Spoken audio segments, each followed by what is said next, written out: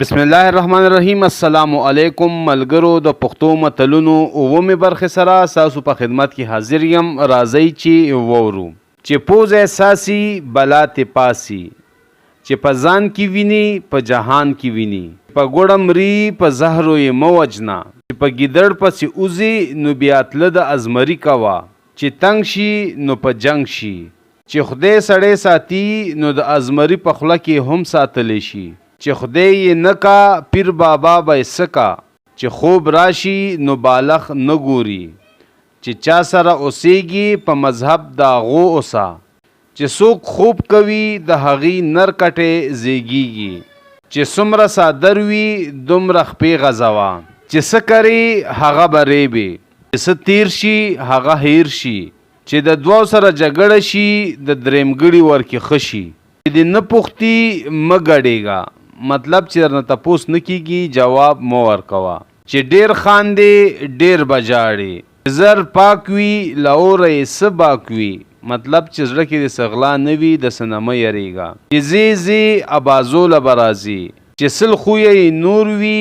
یو به یې د مور وي، چې څه کوي هغه به مومي، چې غلا وشوه نو څوکیدار یې وساتلو، مطلب بیټه مکار کول، چې لاړ شي تر بلخه در سره د خپل برخه،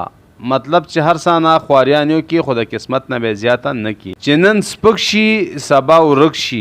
چې ونه زړه شي د هرې بلا پشپه شي، چې زده کړې په ځوانۍ هیر به نه کړې تر پیری، چیندخ په لوټه سور شو کابل یې ولیدو، خورې یو خورې بشو، خبرې لګي عمل ډیر، خپل بیا هم خپل وي، خپل خپل دی پردی مغل دی، خپل عمل د لارې مل، خپل خوله هم کلا ده هم بلا، خپل هغه دی چې په تنګسه کې په کار راشي، خدایه زور راکړي کبر را مکړي، خر ځان ته حیران خاون یې بار ته حیران، خر که حج له لاړ شي حجي به نشي، خیرات په خپل قربات، مطلب خیرات په خپل خپلوانو په خپل خاندان اول پکار دی بیا په نورو، څومره خولې دومره خبرې، سختن یې سپي ته وویل او سپي لکې ته، مطلب کار یو کس ته چې حواله کړي او هغه بیا بل کس ته حواله کړي نو د هغه ټایم کې دا متل وایي، څومره خرګې دومره یې بارګې، څه چې وشو هغه وشو،